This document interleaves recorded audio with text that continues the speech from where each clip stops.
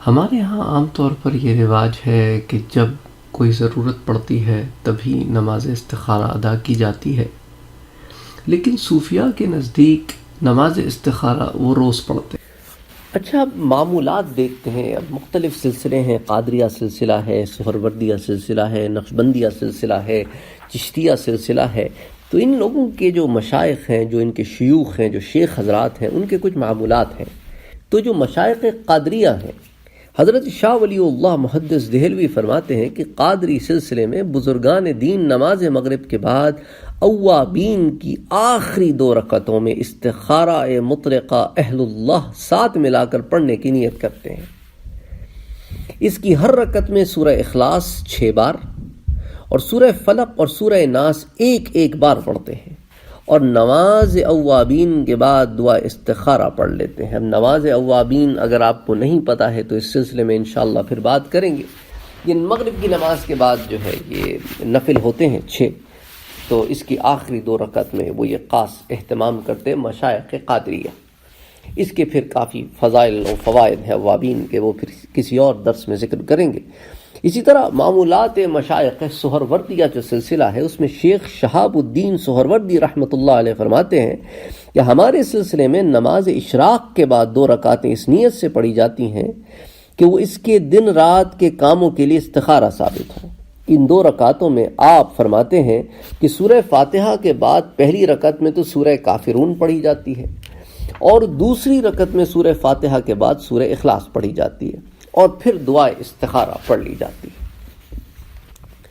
اسی طرح نقشبندی سلسلے کے جو مشائخ ہیں، ضمن میں شاہ ولی اللہ محدث دہلوی لکھتے ہیں کہ سلسلہ نقشبندیہ کے بزرگوں کا یہ معمول رہا ہے کہ نماز فجر ادا کرنے کے بعد درود و وظائف میں مشغول رہتے ہیں حتیٰ کہ سورج نکل آتا ہے۔ اس کے بعد 2 رکعت نماز اشراق ادا کرتے ہیں، اور ان رکعتوں میں سورہ فاتحہ کے بعد سورہ اخلاص 3 بار پڑھتے ہیں، اور اس کے بعد 2 رکعت نماز نفل استخارہ کی نیت سے پڑھتے ہیں، اور پھر یہ دعا پڑھتے ہیں کہ اللہم اغفر لی واختر لی ولا تکلنی الی اختیاری، اللہم اجعل الخیرۃ فی کل قول وعمل اریدہ فی هذا اليوم واللیلہ، اللہم وفقنی لما تحب وترضى من القول والعمل فی عافیت ویسر۔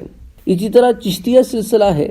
اس سلسلہ چشتیہ کے بزرگوں کا معمول ہے کہ روزانہ نماز اشراق کے بعد استخارے کی نماز ادا کرتے ہیں، پھر جمعے کے دن ہفتے بھر کے لیے استخارہ کرتے ہیں، اور بروز عید سال بھر کے لیے استخارہ کرتے ہیں۔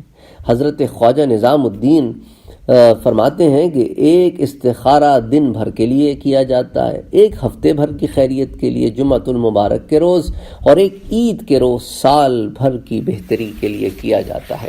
تو یہ تو معمول مشائخ تھا کہ اللہ تعالیٰ سے مشورہ مانگا جائے، استخارہ کیا جائے۔ استخارہ کا کیا مقصد ہے؟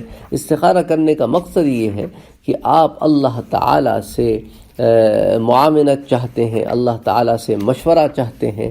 تو اس ضمن میں یہ مشائخ تھے 4 صوفیاء کے مشہور ترین سلسلوں کے، جن کے استخارہ کے معمولات ہم نے آج دیکھے۔ اللہ